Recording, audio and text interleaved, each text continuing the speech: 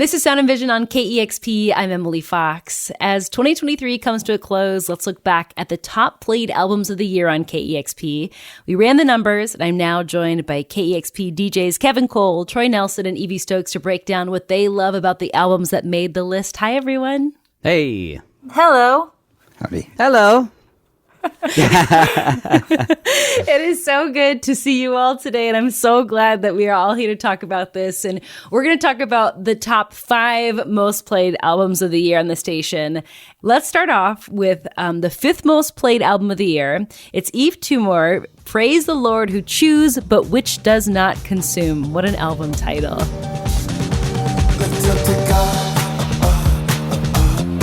She looks so good.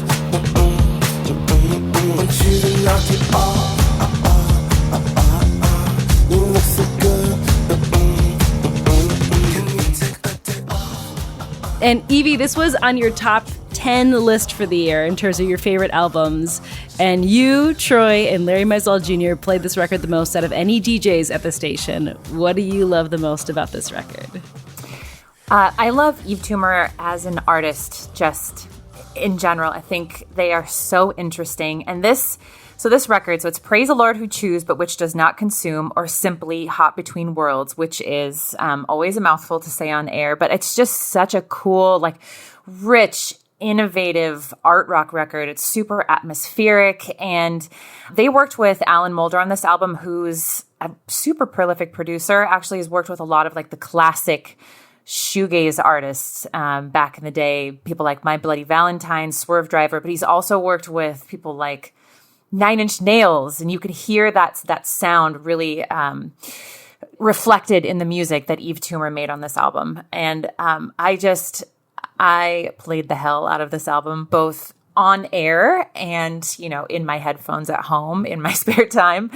And when I do my top 10 records, I don't normally number them because I feel weird about rating people's art, but this is definitely top of the list for me, like right around 1 or 2.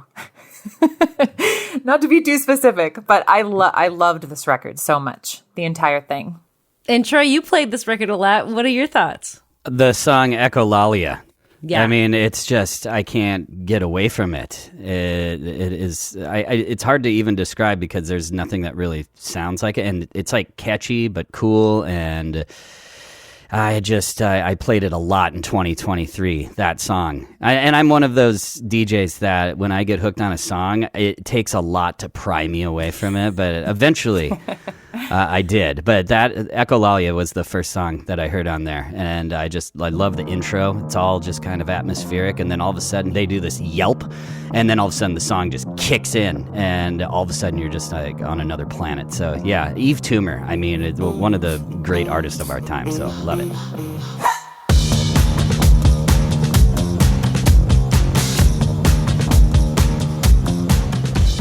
I love the album as well. I didn't play it a ton because Larry played it all the time. And he's right before you in the air, yeah.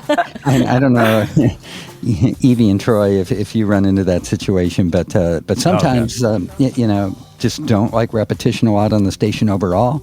It's one of the things that we try to avoid. And yeah, Cheryl and Larry both played it tons right before me. So, but love the album as it's been described, very atmospheric and thick and dense and psychedelic. It's cool.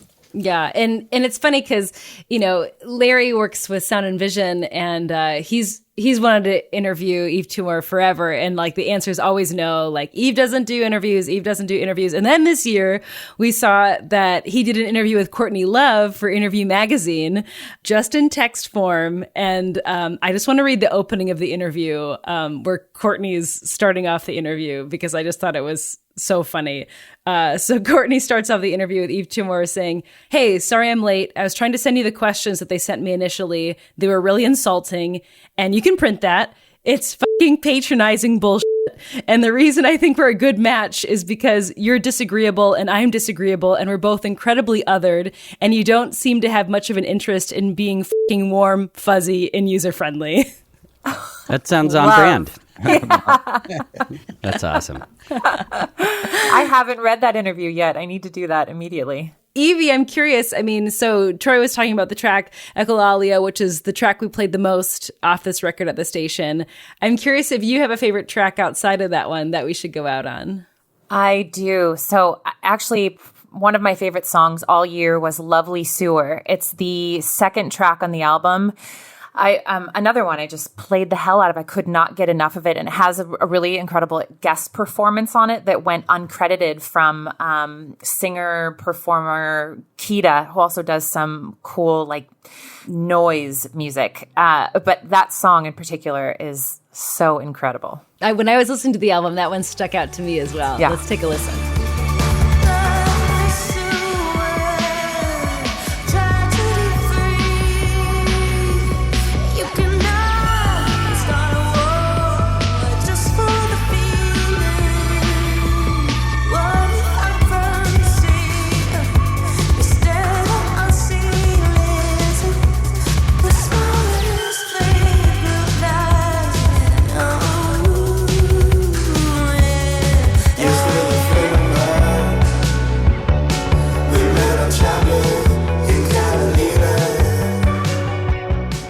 So that was the 5th most played album on KEXP this year, Yves Tumor with Praise the Lord Who Chews But Which Does Not Consume.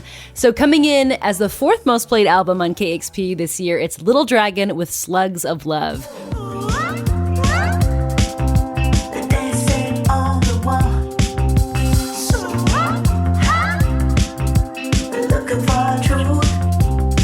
Evie, this was also on your top 10 list for favorite albums of the year. You also got to interview this band when they were in for KEXP in studio. What do you think about this record? Well, first of all, that was incredible for me. I absolutely love them, and I have for so many years. And this record is really fun. So when I talked to them, they told me that they used the words trance, romance, and dance as the theme when they created this album, and you can really tell that comes through. And they make all of their records collaboratively. They have for the last couple of decades. And this album, when I was talking to Yukimi and the band, but Yukimi specifically answered, I said, when you listen to Little Dragon, it always sounds like your sound is evolving and becoming something new, but it's always like unmistakably Little Dragon. And she sort of said, like, it's the same thing as life, right? Like you grow and you evolve, you change as a person, but underneath the core is still you. And you can really tell that, like with Slugs of Love, this album. It's unmistakably Little Dragon, but that trance, romance, dance really came through. They have some cool guests on the album, like JID is on it. Damon Albarn has a song on there too, or a guest spot on a song. It's a really fun album. By the way, I wish I'd been there for you. And Troy, so you played this album the most out of any DJ. What's your take? They're just one of those bands that they just seem to do no wrong. So when they release a new album, I'm like, oh, of course it's good. It just never stops with them. But in particular, the song Slugs of Love and the music video, it's just a must of the year. I love the minimalism of the song Slugs of Love. Slugs of love in search of freedom. Life tasting these true believers.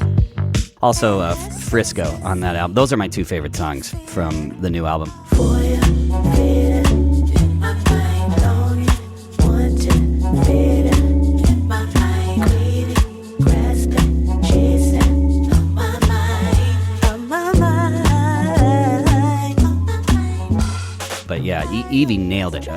Everything she said about Little Dragon. They just constantly are evolving, but constantly sound like them. And they're just much needed in this music world that we have. So Slugs of Love is the track that we played the most off this record. But Evie, I'm curious if there's another track you think we should go out on. Yes, I love Lily's Call. So it's different, much different than Slugs of Love. And there's parts of the album that are really high energy, and then there's parts of the album that are slower, like this one. So this one, Lily's Call, it's darker than most of the record. It's very synth heavy. It's got this great driving beat. And Yukimi's vocals are like a little more haunting than normal. It's really cool. And it feels like it's building and building and building the whole time. Go singing in the wind. Voices I can't forget. How bittersweet it is. I know when we came to this. Okay, so Little Dragon with Slugs of Love was the 4th most played album on the year on KEXP, and then the 3rd most played album of the year was Seattle's own Polyrhythmics with their album Filter System.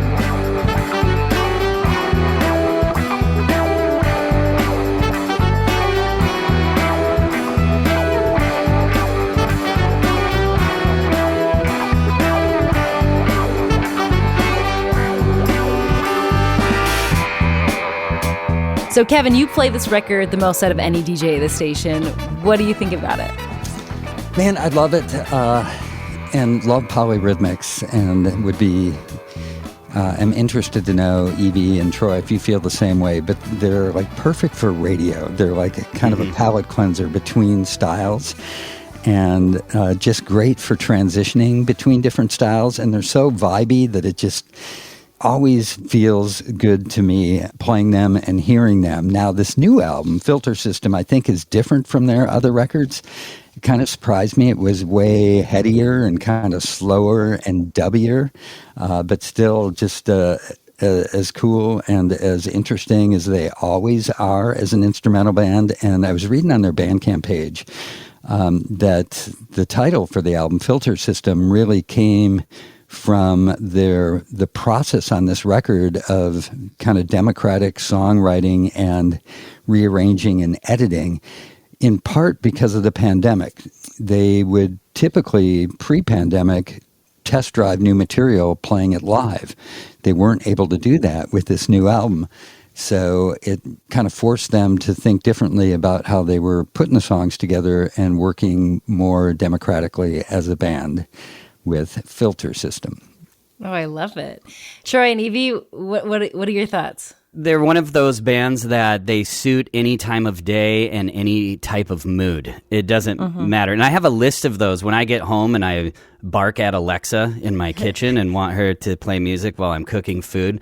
I have a small list of bands that I will just tell her to play because I know that every song is going to be good and suits any type of mood or lighting. I put them in there with the Budos Band. I put them in there with True Loves. I put them in there with El Michaels Affair. It's all just instrumental. Yeah. Everything just works, and it works at any time, any day. It can be the soundtrack to anybody's life. What do you call that category? I know. We need to come up with that, whatever that term is. You know what? Actually, Kevin, I just remembered that like maybe 4 years ago, I played Polyrhythmics, and someone said, "Oh, Polyrhythmics is on. Must be Evie or Kevin." And I think of that every time that I play them now. I'm like, am I being predictable? I'm being predictable. It's okay. I'm take that as a compliment on the Polyrhythmics. Yes. Different album, maybe not. So Kevin, what was your favorite track off this record? Man, I love so much of it, but let's go with Funky Miracle because I think it's a good example of one of those slower, headier songs. It's a little different for Polyrhythmics.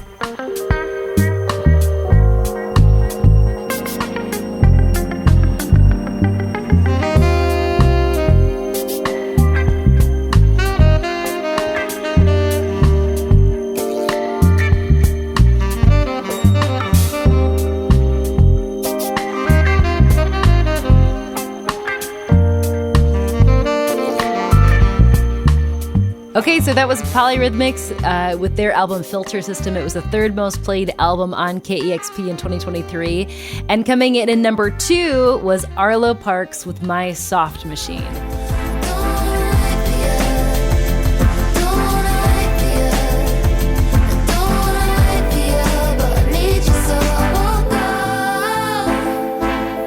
And I feel like every time I do these roundups, whether it's like mid-year most played albums or end of year most played albums, I feel like if Arlo Parks has released a single or a record, she usually makes it on the list. And Kevin, you were the DJ that played this album the most this year. I'm curious what you think. Yeah, so the last album, Collapsed in Sunbeams, was my number one album for 2021. It also won the Mercury Prize Album of the Year, debut album for Arlo Parks.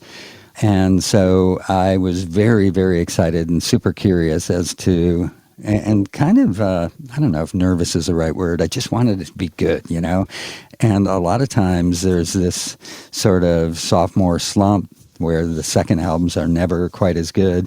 I thought this was a remarkable album, just very similar in a way to Collapsed in Sunbeams, maybe a little darker, weightier, but just a good, vibey, indie folk, chill out kind of record. And, you know, Arlo Parks is able to write these deeply personal lyrics that sometimes you have no idea what the hell they're talking about, but somehow they're transcendent at the same time, or just become sort of universal. And Arlo Parks does that so well. And just, again, love this record. One of my most played. This was in my top 10 most played albums of the year and my top 20 favorites. What I thought also was interesting about this record is I feel like Arlo Parks was diving a lot into mental health stuff, and something that I think is notable is I tried to interview Arlo Parks earlier this year, and this was after they announced that they were going to cancel a few tour dates because of burnout, and then also just, you know, deteriorating mental health, and just like, I need a break. And they were very vocal about it on social media. And then when I asked for an interview request, it was like, hey, we're not doing interviews, but if you send questions in advance, Arlo can record it and send it back. And I allowed her to do that, even though that's not something I normally do. But also, I just think that that's notable too, because I feel like we're seeing that more within artists of recognizing burnout, of recognizing the toll on your mental health that touring can take, and then just being like, hey, I'm just not going to do a few shows because that's what's going to keep me in check. And I feel like we're seeing that with more and more artists. I think folks are being more vocal about mental health issues, and you hear it again in this lyrics, and then also just how Arlo approached touring this year. Promising to rise above the thoughts. Try to flush your pills and get support. There's a sauna in upstate New York. Smoke blue lakes and talks. What do you think, Trey? The song Devotion is what got me. And I mean, even busting out like fuzz pedals on an Arlo Parks song, I'm like, yes.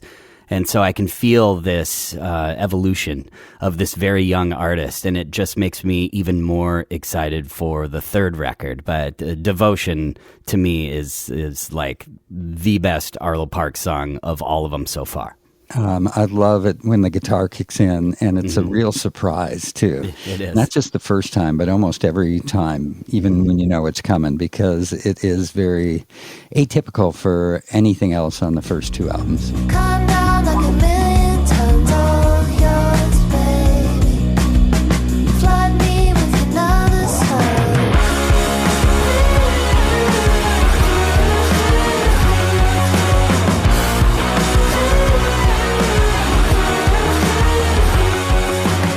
All right, that was Arlo Parks with My Soft Machine. That was the second most played album of the year on KEXP. And then coming in at number one, I don't think this is a surprise. This happened back in 2021. Jungle, the most played album of the year this year with the album Volcano.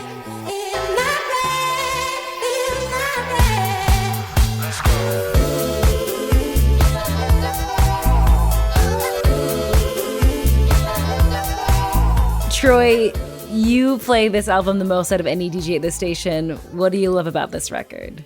It's almost similar to what we were saying about Polyrhythmics. They also are one of those artists that need to be on that list for a type of music that Kevin and I need to come up with the term for, where you can play them anytime, any day, any time of day, any mood you're in, it's all good. And I'm talking about all their records. And they just did it again. And their songs they sort of feel like water. They're just always flowing, but yet you can dance to it. You can just kind of nod your head to it. You can even fall asleep to it. It's all there. And all the guests that they have this time around, they've got like Roots Manuva on this album, Eric the Architect, Channel Trace, and I probably get more requests for Jungle this year than I did most other artists, and especially that song Dominoes. And their brilliant sample that they use from the Gloria Ann Taylor song is just Love is a Hurtin' Thing. They sampled it so beautifully, and people talk about that song often.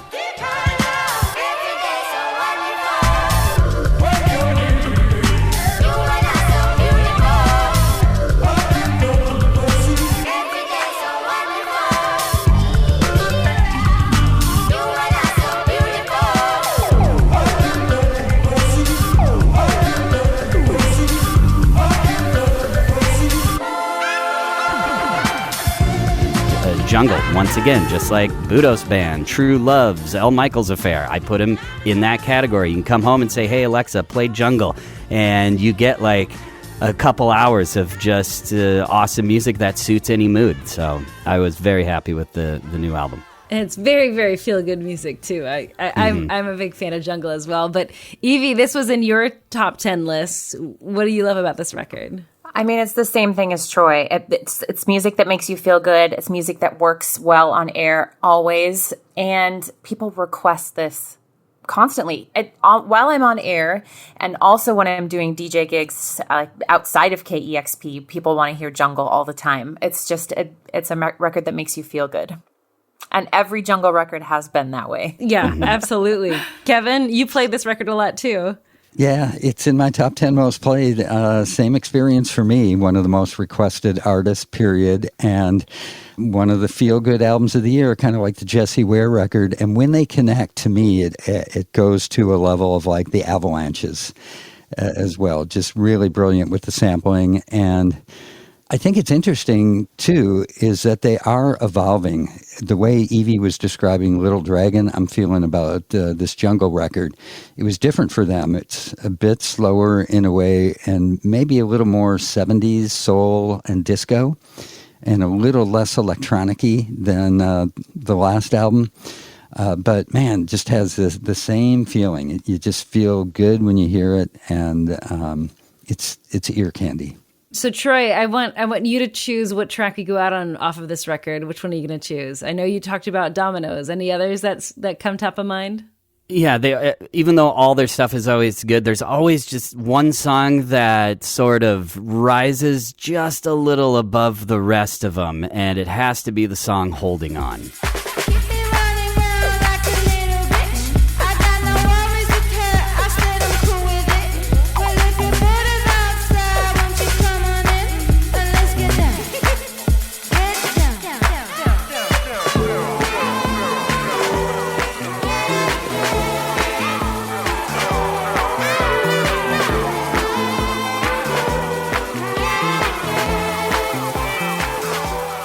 So that was Jungle with the album Volcano. It was the most played record of the year here on KEXP. And before we go, I want to ask each of you, what was your personal favorite record of the year?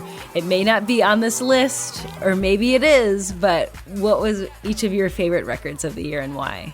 Caroline Polachek's Desire, I Want to Turn Into You. I think that was like one of there's two on my top my favorites, and that was definitely one of them. I feel like every track on that record was just so good. Like so many of them could have been singles. Yes. Pretty Impossible was the song I listened to most this year, also known as, Olive calls it the popsicle song. We listened to it in the car a lot.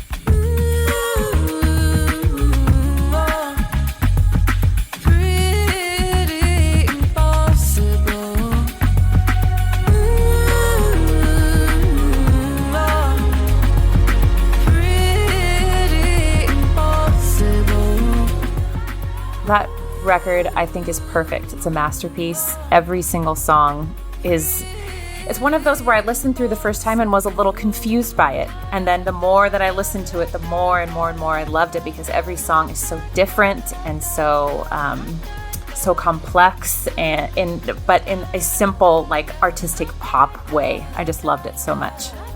Yeah, that was definitely, I think, that one. And then the record that came by Blonde Shell this year. Just kind of a new breakout artist. And there were so many great tracks. But the one that really stood out to me is this longer track called Salad, which is like this murder ballad that keeps going. And there was just a few lines in there that really stuck out. And I feel like more and more we're hearing murder ballads from women, when historically murder ballads always about men killing their wives or whatever. And so I also just kind of love that that's a new trend. But I also love that record from Blonde Shell. And she took him to the courthouse, and somehow he got off. Then I saw him laughing with his lawyer in the parking lot. It wouldn't be so bad, it wouldn't hurt like this. Look what you did, you make a killer of a pacifist.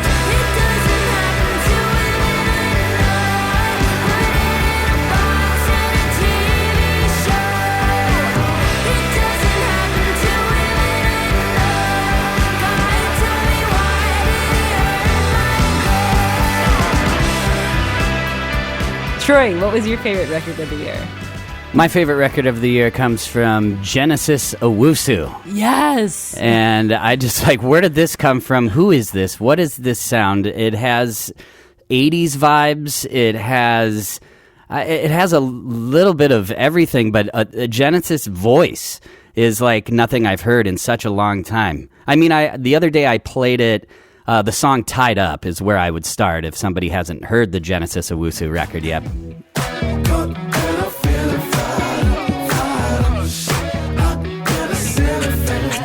And then I played Cameo's Word Up right after, and I got so many emails and texts. They're like, oh my gosh, it has Word Up vibes. Come on, baby, tell me what's the word up. Everybody say, when you hear the call, you've got to get it underway. And we haven't had Word Up vibes since, 1988 or something? So, or whenever that came out. But Genesis Owusu, that was the most exciting record to me. It sounded like it just... It's almost like it's in 3D. It just jumps off the page. I get to interview him this year, and I think that Cool. that was like top 3 favorite interviews I did this year for KEXP, and it was so interesting because the way he crafts albums is he has like a main character, and the main character on this record was a cockroach, and like the world's trying to bring you down, but the cockroach is the thing that always survives, and how does it survive? And but then he was talking about, he just hops through so many genres on this album, but he was talking about, moving from Ghana to a really, really white town in Australia and being kind of the only black dude, the only black family in town. And so always being an outsider, but also not being in a large city. And so like he didn't feel like, oh, if I'm in this city, I have to get into jazz, or if I'm in this city, I have to get into, whatever genre is taking over at that time. So I got to just create what worked for me. And that's why he feels like he can hop genres so much, is because of that upbringing of always being an outsider, but then embracing that kind of identity as an artist, which I really appreciated. So if you haven't listened to it, it is in the Sound and Vision podcast feed. You can scroll back and take a listen. But Kevin, what was your favorite record of the year? Well, like Evie mentioned, I am reluctant to rank music. I get the utility of the best of lists, and but it's hard to rank art sometimes, and also my mood changes, so it's hard to commit because I typically feel very different the next day. But on the short list, I've got like Melina, Sophia Cortez's, Jessie Ware, Nabaha Iqbal, Chemical Brothers, but hands down, my favorite and most played is the Caroline Polachek record. Her voice is one of the wonders of the world. I was really fortunate to be able to interview her right before the pandemic, and she performed solo at the piano, which was the first time she had ever done that. And I'm out at a party, they're playing our song. I cry on the dance floor. It's so embarrassing. Don't send me photos you make, and it worse 'cause you're so hard. It's hurting.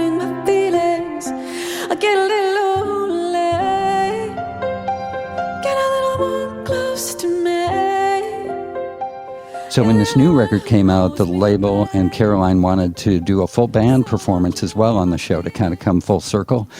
And so had the honor of doing that. The performance at Showbox Soda was amazing. And the album's incredible, you know, and her voice is incredible. She's so articulate and thoughtful about the way she creates music and thinks about the world. And every song's killer, and Welcome to My Island is such an anthem, and it is a declaration of being and such a triumphant coming out of the pandemic track that, I just love the whole record. Amazing. Let's go out on that song. Well, I've been speaking to KEXP DJs Kevin Cole, Troy Nelson, and Evie Stokes about KEXP's top played albums of the year, as well as their personal favorites. Thank you so much, and have a happy new year. Thank you so much, Emily. Yep. Thanks, Emily. Thanks for listening, everybody.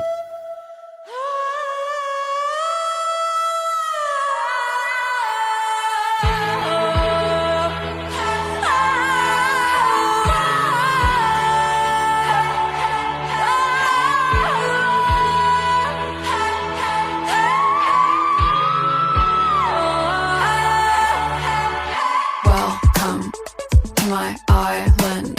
See the palm trees wave in the wind.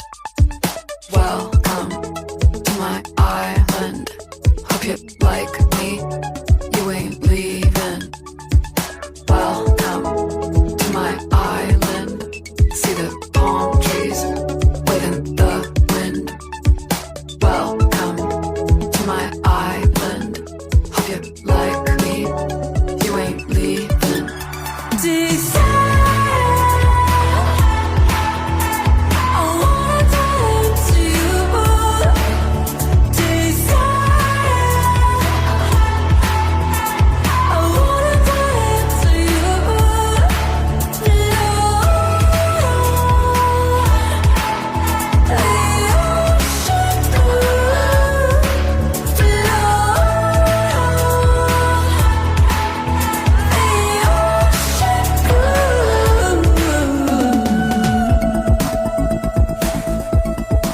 That was Sound and Vision. Please take a moment to subscribe, rate, and review this podcast, and consider giving a one-time $20 donation to help support this show at kexp.org/sound. Thanks for listening. Welcome to my island. See the palm trees wave in the wind. Welcome to my island. Hope you like me, you ain't leaving.